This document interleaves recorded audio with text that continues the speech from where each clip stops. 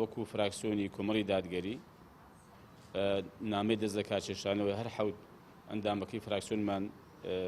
ڕادستی سەرۆکایەتی پەرلەمانی کوردستان کرد کە بەپێی مادەی دوم لە بڕگەی دومی پێڕەوی نێوخۆی پەرلەمانی کوردستان ئەندام بۆی هەیە دەست لە کارکێشانەوەی خۆی ئاراستەی سەرۆکی پەرلەمان بکە. ئێمە ئەمڕۆ دەست لە کارکێشانەکانمان بەپێی بڕیاری کۆبوونەوەی گشتی و بەڕێز سەرۆکی کۆمەڵی دادگەری ئێمە دەستمان لە کار کێشایەوە و سەبارەت بە قسە و باسیش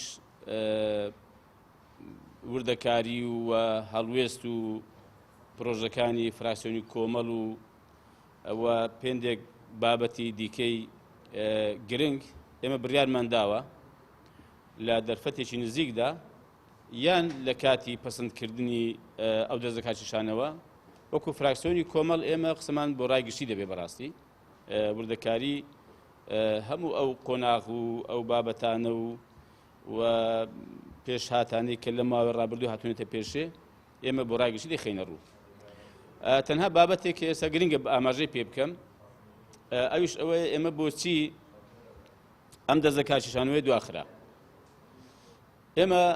ئەو 12 پەرلەمانتارەی کە پێشتر بایکۆتمان کرد بوو دوای درێژکردنەوەی تەمەنی پەرلەمانی کوردستان بەڕاستی گفتوگۆکان و کۆبوونەوەکان بە ئاراستەیەوە بوون کە ئێمە هەموو لا ڕێککەوین لەسەر هەمواری یاسای هەڵبژاردن کە گرنگ بوو بۆ هەرێمی کوردستان بۆ هەڵبژاردننی پەرلەمانی کوردستان و دواتر بۆ پێکەنانی کابینە و حکوومەتێک و پەرلەمانێکیش کە ڕنگدانەوە بێت تعبیر بێ لە ڕاو و بۆچوونی خەڵک.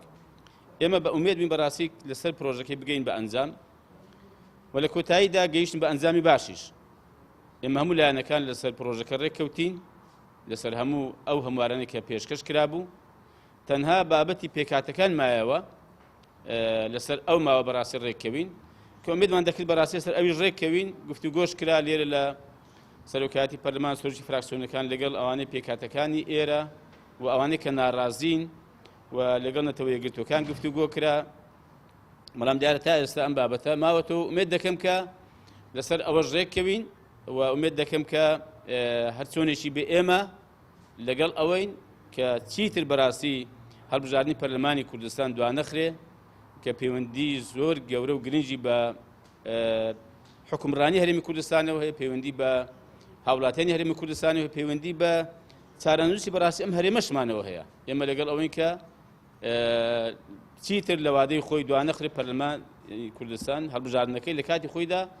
ئەنجام بدرێت.